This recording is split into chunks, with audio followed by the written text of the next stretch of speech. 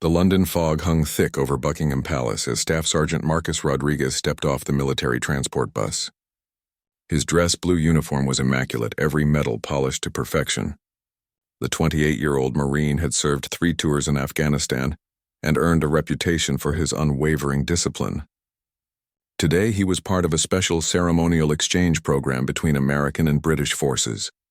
Rodriguez had volunteered for this assignment, thinking it would be a peaceful break from combat zones. He carried himself with the quiet confidence of someone who had faced real danger and survived. His dark eyes scanned the palace grounds with the automatic awareness of a trained soldier, noting exits, cover positions, and potential threats even in this supposedly safe environment. The British liaison officer, Captain Pembridge, greeted the American delegation with polite enthusiasm. "Gentlemen, welcome to London. You'll be observing our changing of the guard ceremony and participating in joint training exercises over the next week." Rodriguez nodded respectfully, but something in the officer's tone suggested this wouldn't be as simple as watching a tourist attraction.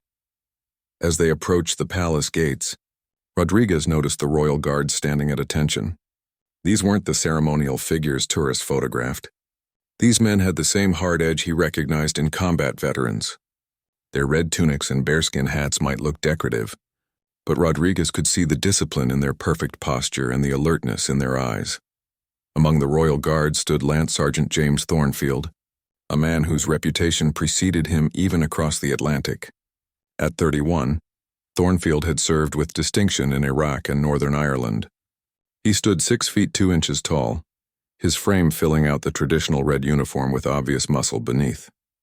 His pale blue eyes held the kind of intensity that came from years of real military service, not just ceremonial duty. Thornfield had heard about the American visitors and specifically about Rodriguez. Military communities were small, and word traveled fast about exceptional soldiers. He knew the Marine had earned his stripes in actual combat, just as Thornfield had earned his place among the elite royal guards through proven service in dangerous situations. The two men spotted each other across the courtyard, and something passed between them. It wasn't hostility exactly, but rather the instant recognition that warriors have when they encounter someone of equal caliber. Rodriguez felt a slight tightening in his chest, the kind of alertness that came before a challenge. Thornfield's jaw set almost imperceptibly, his already perfect posture somehow becoming even more rigid. Captain Pembridge continued his briefing, unaware of the silent communication happening between the two soldiers. The changing of the guard represents centuries of British military tradition. Our guards maintain absolute stillness and focus regardless of outside distractions. He gestured toward Thornfield's position. These men are trained to ignore everything from tourist cameras to actual emergencies while on duty. Rodriguez studied Thornfield more carefully. The royal guard's eyes were fixed straight ahead, but Rodriguez could sense the man's awareness of his presence. There was something in Thornfield's bearing that suggested he was equally unimpressed by American military reputation. The Marine had encountered this attitude before, usually from soldiers who thought Americans relied too heavily on technology and not enough on pure discipline. The morning sun began to burn through the London fog, casting long shadows across the palace courtyard. Tourists were already gathering behind the black iron railings, cameras ready to capture the famous ceremony. But Rodriguez wasn't thinking about the spectacle. He was thinking about the challenge he sensed coming from the silent figure in the red tunic. As the American delegation was led toward their observation area, Rodriguez made a decision that would change everything.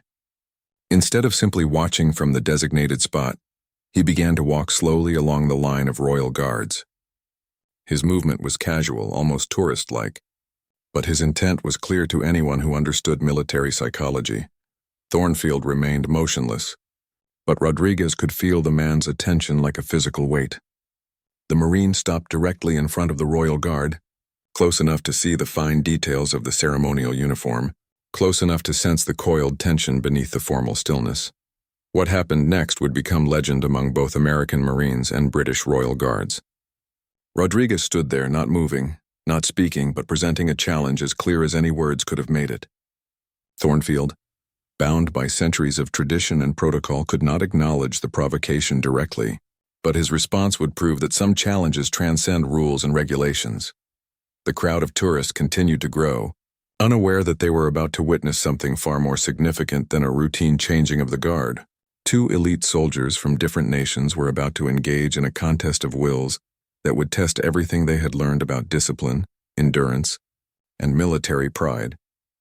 The stage was set for a confrontation that would push both men to their absolute limits and create a story that would be told in military circles for years to come. Rodriguez positioned himself 3 feet directly in front of Thornfield and came to attention. His posture mirrored the Royal Guard's perfect stillness, but with distinctly American military bearing. The Marine's chin was slightly higher, his shoulders set at a different angle, his hands positioned according to USMC regulations rather than British protocol. To casual observers, he appeared to be simply showing respect. To Thornfield, the message was unmistakable. The Royal Guard's training demanded absolute immobility regardless of circumstances. Thornfield had once maintained his position while a drunk tourist tried to steal his bearskin hat. He had stood motionless during a sudden thunderstorm that sent everyone else running for cover. But this was different. This was one professional soldier challenging another to a contest of pure military discipline. Captain Pembridge noticed Rodriguez's position and started to approach, clearly intending to redirect the American to the proper observation area. But something in the Marine's bearing made him pause. The British officer was experienced enough to recognize when military protocol was being tested, and wise enough to let it play out within reasonable bounds. Tourists began to notice the unusual scene. Instead of the typical Royal Guard standing alone, there was now an American Marine positioned directly in front of him in an unofficial staring contest. Cameras started turning toward this unexpected addition to the ceremony. Children tugged on their parents' sleeves, asking why the American soldier was standing so still. Thornfield's peripheral vision caught the growing attention, but his eyes remained fixed on the middle distance, following centuries of Royal Guard tradition. However, his awareness of Rodriguez was total and complete. The Marine wasn't just standing there. He was projecting challenge with every fiber of his being. Thornfield could feel it like heat from a fire. Minutes passed. Rodriguez's legs began to register the strain of perfect stillness, but he had endured far worse during Marine Corps training. At Paris Island, recruits learned to maintain impossible positions until muscles screamed and vision blurred. This was child's play compared to those experiences, but he also knew that Royal Guards were famous for their ability to stand motionless for hours. The growing crowd became a factor neither man had anticipated. What started as a private challenge between two soldiers was becoming a public spectacle. Tour guides began pointing out the unusual sight to their groups. Social media posts started appearing with captions like "American Marine challenges British Royal Guard," an epic military standoff at Buckingham Palace. Thornfield felt the pressure differently than Rodriguez. The Royal Guard bore the weight of centuries of tradition. His uniform represented not just personal discipline, but the honor of an entire institution. Every Royal Guard who had ever stood this post seemed to be watching through his eyes. Failure wasn't just personal embarrassment. It would reflect on the entire Guard regiment. Rodriguez understood this dynamic and used it to his advantage. He knew that Royal Guards were trained to ignore distractions, but he also knew that the growing crowd made this situation unprecedented. The Marine wasn't just testing Thornfield's physical endurance. He was testing the man's ability to maintain traditional protocol under completely non-traditional circumstances. The morning sun climbed higher, burning off the last of the London fog. The temperature began to rise, adding another element to the challenge.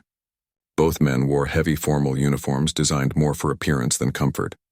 Sweat began to form beneath the fabric, but neither soldier allowed even the slightest adjustment of position.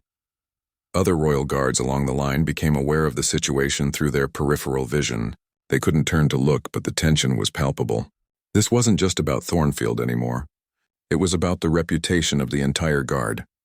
Word somehow passed among them through the subtle communication methods that elite units develop. Every Guard on duty felt personally invested in Thornfield's success. The American delegation watched with growing amazement and concern. They had come to London for a friendly cultural exchange, not to create an international incident. Some of the officers began discussing whether they should order Rodriguez to stand down, but something held them back. Perhaps it was respect for the Marines' obvious commitment, or perhaps it was curiosity about how far this would go. Captain Pembridge found himself in an impossible position. He could order the American to move, which might be seen as admitting that the Royal Guard couldn't handle the challenge. Or he could let it continue, risking whatever consequences might follow. He chose to wait and watch, ready to intervene if necessary, but hoping that military professionalism would prevent things from going too far. 20 minutes passed. Both soldiers remained perfectly still, but the strain was beginning to show in subtle ways. Rodriguez's breathing had become slightly more controlled, the kind of conscious regulation that indicated significant effort. Thornfield's jaw muscles had tightened almost imperceptibly, visible only to those who knew what to look for.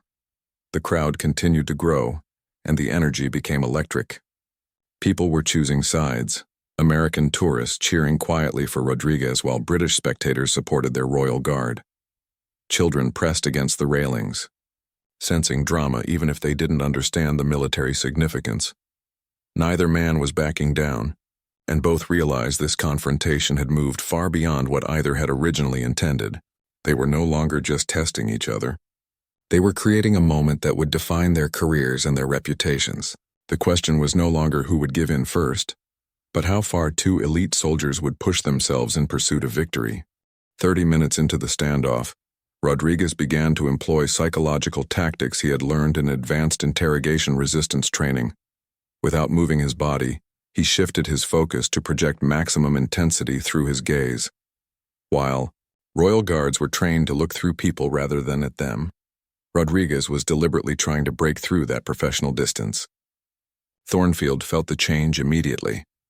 The American's presence had become more aggressive, more personal. This was no longer just a test of endurance. It was becoming a battle of wills at the deepest level.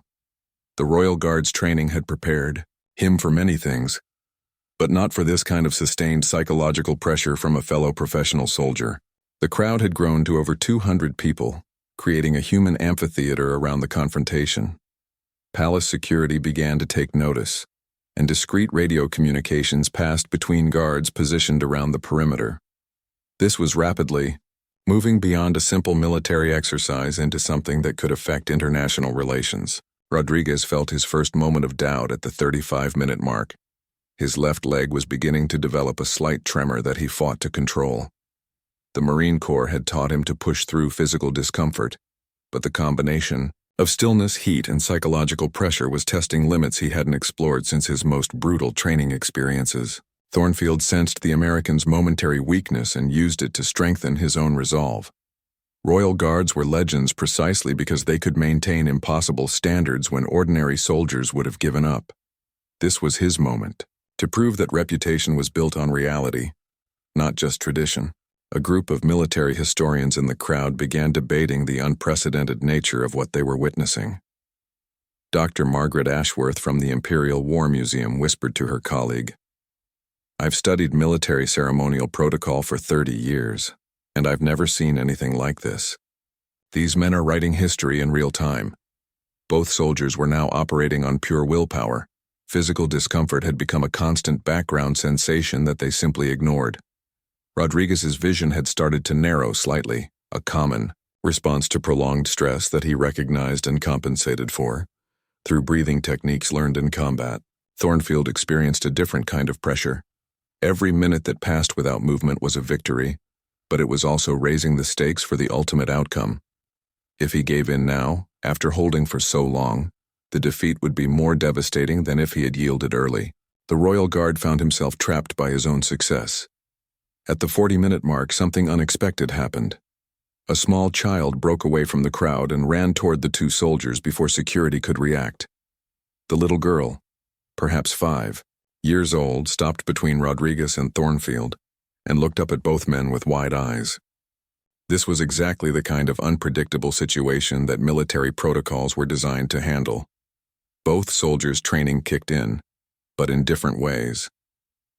Rodriguez's Marine Corps background emphasized adaptability and protection of civilians above all else. Thornfield's Royal Guard training demanded maintaining position regardless of circumstances. The child stood there for nearly a minute, clearly fascinated by the two motionless soldiers. Security guards approached slowly, not wanting to startle her or disrupt whatever was happening. The crowd held its breath, sensing that this moment might determine the outcome of the entire confrontation. Rodriguez felt every instinct telling him to acknowledge the child, to break position to ensure her safety. But he also knew that moving now would mean losing the contest he had initiated. The Marine found himself facing a choice between his human nature and his military commitment. Thornfield experienced similar conflict, but from a different angle. Royal Guards were trained to maintain position even during emergencies, but they were also representatives of the Crown and expected to embody the highest ideals of British character. Ignoring a child completely seemed to contradict those ideals. The security guards gently guided the little girl back to her parents, without requiring either soldier to break position. But the moment had changed something fundamental about the confrontation. Both men realized they were no longer just competing against each other. They were performing for an audience that included children who would remember this moment for the rest of their lives. Captain Pembridge made a decision. He approached the two soldiers and spoke quietly, but clearly. "Gentlemen, you have both demonstrated exceptional discipline. However, the crowd situation is becoming a security concern. I'm going to give you both a face-saving exit in exactly 5 minutes." Rodriguez heard the words but wasn't sure he wanted an exit. He had come too far and endured too much to accept a draw. The Marine's competitive nature, honed through years of military training, demanded a clear victory or defeat. Accepting a diplomatic solution felt like cheating. Thornfield had similar thoughts, but approached them differently. The Royal Guard understood that sometimes the wisest victory was knowing when to preserve honor while avoiding unnecessary risk. But he also knew that his reputation, and that of the entire Guard regiment, now depended on the next few minutes. The final phase of their confrontation was about to begin, and both men sensed that everything they had endured so far was just preparation for the real test of their limits. At the 50-minute mark, both soldiers entered what military psychologists call the zone of transcendence. Physical discomfort had moved beyond pain into a strange realm where the body's protests became background noise. Rodriguez felt as if he was floating slightly above his own physical form, maintaining position through pure mental discipline rather than muscular effort. Thornfield experienced something similar, but interpreted it through the lens of centuries of Royal Guard tradition. He felt connected to every soldier who had ever stood this post, drawing strength from their collective example. The weight of history became lighter than air, supporting him rather than burdening him. The crowd had grown beyond anything palace security had planned for.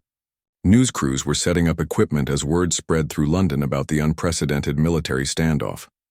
Social media was exploding with videos and commentary from around the world. What had started as a personal challenge between two soldiers was becoming a global phenomenon. Rodriguez began to understand the larger implications of what they were doing. This wasn't just about proving individual toughness anymore. He was representing not just the Marine Corps but American military culture in general. Every minute he held position was a statement about American determination and fighting spirit. Dr. Sarah Mitchell, a sports psychologist who had worked with Olympic athletes, watched from the crowd with professional fascination. "What we're seeing here transcends normal human endurance," she explained to a journalist. "These men have moved beyond physical capability into pure mental strength. This is what separates elite military personnel from ordinary soldiers."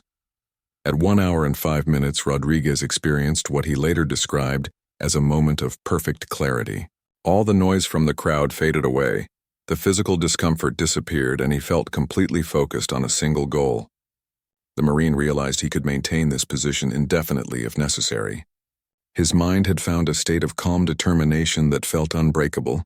Thornfield reached a similar state at almost exactly the same moment. The Royal Guard felt as if he had become part of the palace itself, as permanent and unchanging as the stones beneath his feet. Time seemed to slow down, and he experienced a profound sense of connection to his duty that went beyond personal pride or competition. The other Royal Guards along the line were beginning to feel the strain of witnessing their colleagues' ordeal. While they couldn't move or speak, their collective tension was palpable. Some of them began to wonder if they would have been able to match Thornfield's performance under similar circumstances. Captain Pembridge found himself in an increasingly difficult position. What had seemed like a manageable situation an hour ago was now attracting international attention. His superiors were beginning to ask questions, and he wasn't sure how to explain that a routine ceremonial exchange had turned into a test of national military pride. The American delegation was experiencing similar pressure. Colonel Harrison, the senior American officer present, received 3 phone calls from Washington in 10 minutes. Everyone wanted to know why an American Marine was creating headlines at Buckingham Palace and what the implications might be for US-UK military relations. As they entered their second hour, both soldiers began to experience what extreme endurance athletes call the wall. This wasn't just physical exhaustion. It was the point where the mind begins to question whether continuation is possible or wise. Rodriguez felt his first real moment of doubt since the confrontation began. The Marine's body was sending increasingly urgent signals that this couldn't continue much longer. His vision was beginning to show signs of strain, and small muscle groups were starting to flutter with microspasms that he fought to control. But his mind remained absolutely focused on the goal of outlasting the Royal Guard. Thornfield was experiencing similar physical stress, but was drawing on different mental resources. Royal Guard training included specific techniques for enduring impossible situations, methods developed over centuries of ceremonial duty in all weather conditions and circumstances. He began to employ breathing patterns and mental exercises that few people outside the Guard regiment knew existed. The crowd had become completely silent, sensing that they were witnessing something extraordinary. Children who had been restless an hour earlier now stood perfectly still, instinctively understanding that this was a moment of importance beyond their comprehension. At 1 hour and 15 minutes, Rodriguez made a decision that would define the final phase of their confrontation. Instead of simply enduring, he decided to escalate. The Marine began to project even more intensity, using techniques from psychological operations training to create maximum pressure on his opponent. Thornfield felt the change immediately and recognized it for what it was. The American was no longer just trying to outlast him. He was actively trying to break his concentration and force a mistake. The Royal Guard realized that the nature of their contest had shifted into something far more dangerous and demanding than either had originally intended. The final test of their limits was about to begin, and both men sensed that only one of them would emerge with their reputation intact. At 1 hour and 25 minutes, Rodriguez began to implement what Marine snipers call the 1,000-yard stare. Without breaking his forward-facing position, he channeled every ounce of intensity through his eyes, creating an almost physical pressure that he directed at Thornfield. The technique was designed to unnerve enemy combatants, and Rodriguez had perfected it during 3 combat deployments. Thornfield felt the psychological assault like a weight pressing against his chest. The Royal Guard had dealt with aggressive tourists, protesters, and even mentally unstable individuals, but nothing had prepared him for this level of sustained, professional-grade mental warfare. His training told him to ignore it completely, but his human nature recognized the threat and responded with alarm. Dr. James Crawford, a military psychiatrist observing from the crowd, began to worry about the long-term effects of what he was witnessing. "These men are pushing themselves into territory that could cause lasting psychological damage," he quietly told a colleague. "This has moved beyond healthy competition into something potentially dangerous." The crowd had swelled to over 500 people, creating traffic problems around the palace. Tour buses were backing up, and the London Metropolitan Police had to establish crowd control barriers. What neither soldier realized was that their personal contest was now affecting the daily operations of one of Britain's most important tourist attractions. Rodriguez entered what he later described as a combat mindset. The peaceful London setting faded away, replaced by the heightened awareness and absolute focus he had experienced during firefights in Afghanistan. Every breath was controlled, every muscle fiber was consciously managed, and his entire world narrowed to the singular goal of maintaining position longer than his opponent. At 1 hour and 30 minutes, Thornfield began to employ the most advanced Royal Guard techniques. These were methods passed down through generations of guards, mental exercises that allowed men to stand motionless for hours during royal ceremonies. He shifted his consciousness into what Guard veterans called the deep quiet, a state of meditation that could sustain impossible physical demands. The other royal guards along the line were beginning to show signs of sympathetic stress. While they couldn't move or speak, their body language revealed the tension they felt watching their colleague endure this unprecedented test. Several of them later admitted they were silently urging Thornfield to hold on, feeling that the honor of the entire regiment was at stake. Colonel Harrison made a decision that would later be debated in military circles for years. Instead of ordering Rodriguez to stand down, he chose to let the contest continue. Sometimes, he later explained, military honor requires allowing soldiers to push beyond normal limits. Both men volunteered for this situation, and both are performing within their professional capabilities. Captain Pembridge received similar guidance from his superiors. The British military command structure recognized that this contest had moved beyond individual competition into a matter of institutional pride. Orders came down to monitor the situation closely, but to allow it to reach its natural conclusion unless medical intervention became necessary. At 1 hour and 40 minutes, both soldiers entered a state that neither had experienced before. Rodriguez felt as if time had stopped, as if he could maintain his position forever without effort.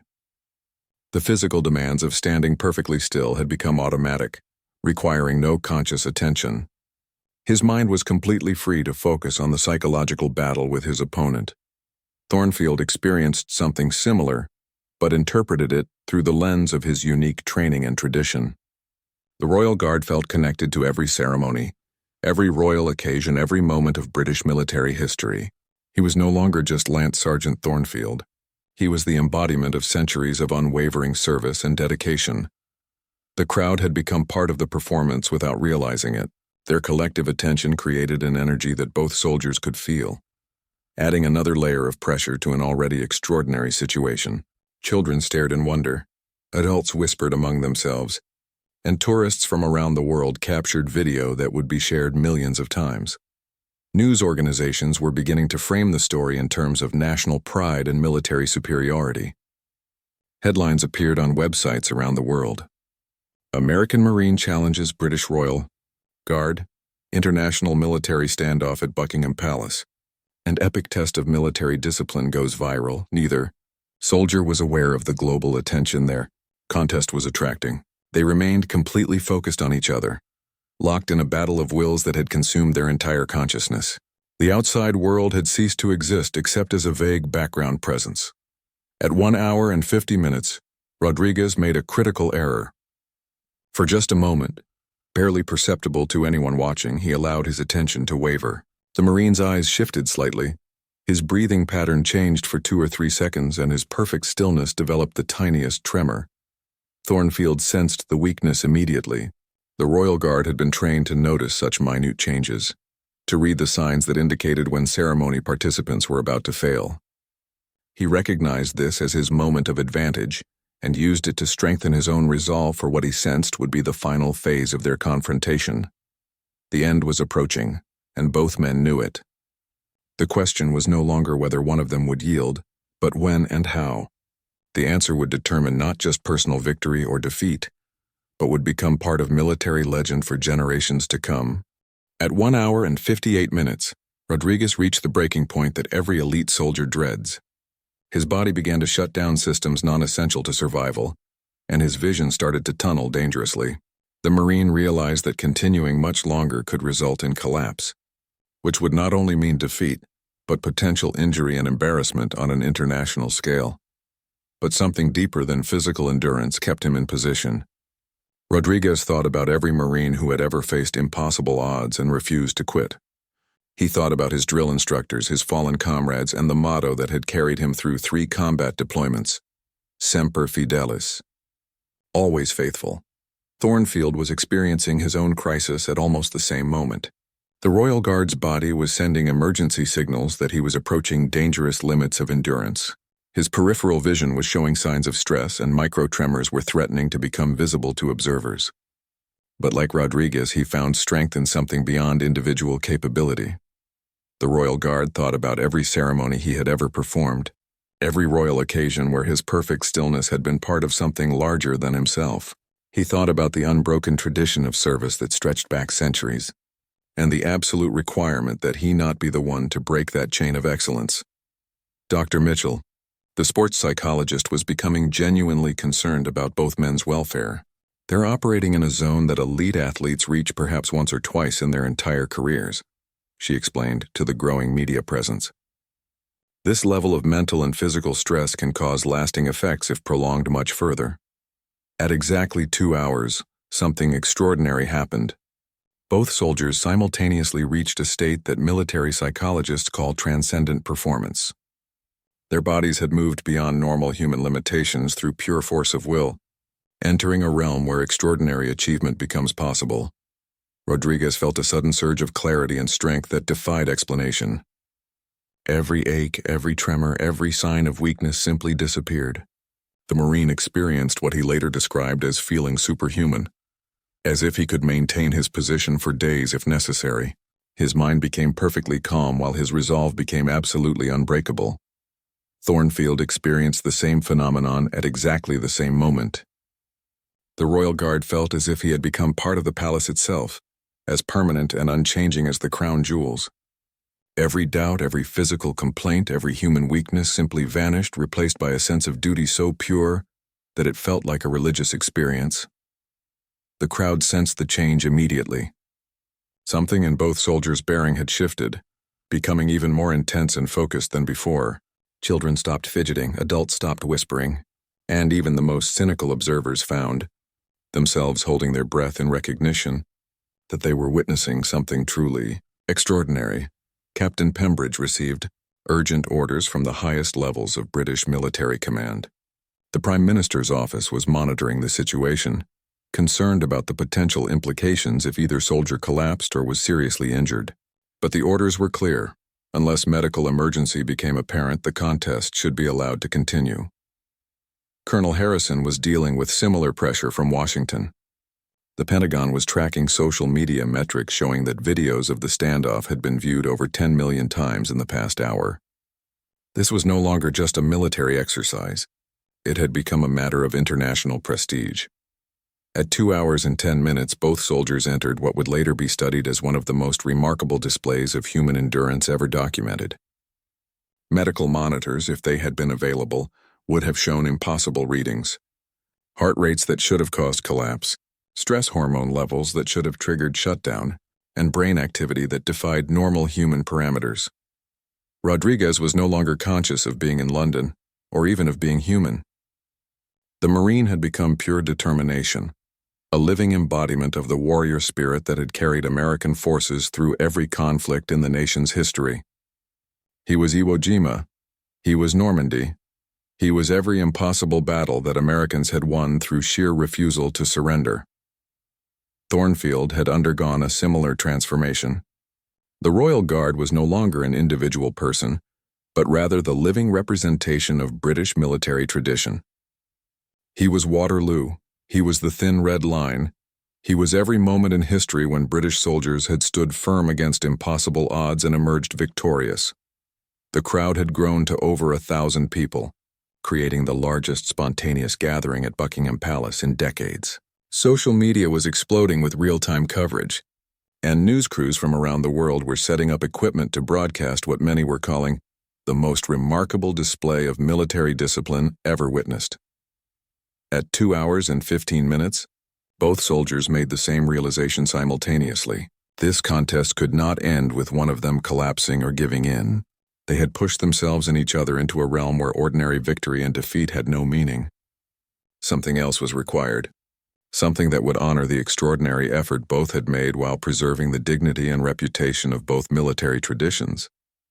The resolution, when it came, would surprise everyone watching and would create a story that would be told in military academies and ceremonial units around the world for generations to come. Neither man had anticipated how their personal contest would evolve into something far greater than either had imagined possible. At 2 hours and 23 minutes, Rodriguez made a decision that would define both his career and his character. The Marine realized that true victory didn't require defeating his opponent. It required demonstrating the highest ideals of military service. In a moment of profound understanding, he chose to transform competition into cooperation. Without breaking his perfect posture or compromising his position, Rodriguez began to project support rather than challenge toward Thornfield. The change was subtle but unmistakable to anyone who understood military psychology. Instead of trying to break the Royal Guard's concentration, the Marine began to strengthen it through shared determination. Thornfield felt the shift immediately and understood its significance.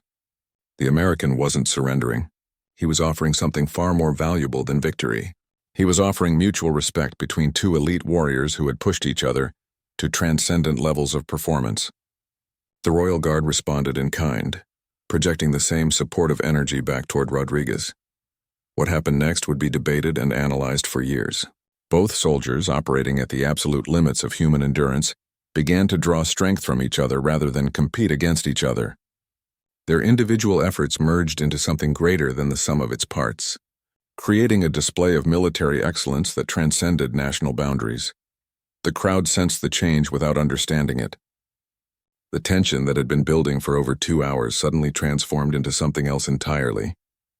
People who had been choosing sides found themselves cheering for both soldiers. Children who had been restless with excitement became perfectly still, instinctively recognizing that they were witnessing something sacred. Captain Pembridge and Colonel Harrison exchanged glances across the courtyard. Both experienced enough to recognize that their soldiers had found a solution that preserved everyone's honor while creating something remarkable. This was no longer about American versus British military superiority. It had become a demonstration of what human beings could achieve when they pushed themselves beyond normal limits. At 2 hours and 30 minutes, both soldiers made their final move simultaneously. Without any visible signal or communication, they each took one step backward in perfect unison, creating space between them while maintaining their flawless military bearing. Then, in a gesture that brought tears to many observers' eyes, they rendered simultaneous salutes to each other. The crowd erupted in applause that lasted nearly 5 minutes. People from dozens of countries, representing every age and background, joined together in appreciation for what they had witnessed. Children clapped their hands while veterans wiped away tears, recognizing the display of military virtue they had just seen. Rodriguez and Thornfield held their salutes for exactly 30 seconds before returning to attention and then relaxing into normal standing positions. The formal contest was over, but something profound had been created in its place. Neither man had lost, and both had won something more valuable than individual victory. Dr. Mitchell later wrote in her analysis, "What we witnessed transcended sport, competition, or even normal military performance. These men achieved something that redefined our understanding of human potential when channeled through proper training and absolute commitment to ideals, larger than personal achievement." The immediate aftermath was handled with the professionalism both soldiers had demonstrated throughout their ordeal. Medical personnel checked both men and found them tired but remarkably healthy, considering what they had endured. Neither soldier required any medical intervention beyond basic hydration and rest. Rodriguez and Thornfield spoke privately for nearly an hour after the crowd dispersed. Neither man ever revealed the details of that conversation, but witnesses reported that they shook hands for almost a full minute and exchanged contact information. They had become friends in the deepest sense possible between professional warriors. The story spread around the world within hours. Videos of the final salute exchange were viewed over 50 million times in the first week. Military academies on every continent began using the incident as a case study in leadership, endurance, and professional excellence. Both the United States Marine Corps and the British Royal Guard Regiment received requests from dozens of countries asking for training exchanges and joint ceremonies. The respectful conclusion of the contest had enhanced both organizations' reputations, far more than any traditional victory could have achieved. Rodriguez returned to active duty with a promotion and a new assignment training, Marines in advanced psychological resilience. His superiors recognized that his experience at Buckingham Palace had given him unique insights into mental toughness that could benefit the entire Corps. He never spoke publicly about the details of his confrontation with Thornfield, maintaining that some experiences were too personal and profound for casual discussion. Thornfield continued his service with the Royal Guard, but also began working with military psychologists to develop new training methods for ceremonial troops. His experience with Rodriguez had shown him possibilities for human performance that he wanted to share with future generations of guards. Like Rodriguez, he kept the details of their contest private, believing that some moments of military excellence should remain sacred. The two soldiers maintained regular correspondence and met annually on the anniversary of their confrontation. They never attempted to recreate their contest, understanding that what they had achieved was unique to that specific moment and place. Instead, they focused on mentoring younger soldiers and sharing the lessons they had learned about pushing beyond perceived limitations. Years later, when both men had retired from active service, they were invited to speak together at military academies around the world. Their joint presentations became legendary for their insights into leadership, endurance, and the bonds that unite professional soldiers regardless of nationality. The silent showdown, as it came to be known, became part of military folklore, told and retold in training camps and barracks worldwide. But for those who witnessed it firsthand, it remained something more than a story. It was proof that human beings, when properly motivated and trained, could achieve things that seemed impossible, and that true victory sometimes meant finding ways for everyone to succeed together. The spot where Rodriguez and Thornfield conducted their contest became an unofficial shrine for military personnel visiting London. Soldiers from around the world would stand there briefly, paying respect to two men who had shown the world what military excellence really meant when pushed to its absolute limits.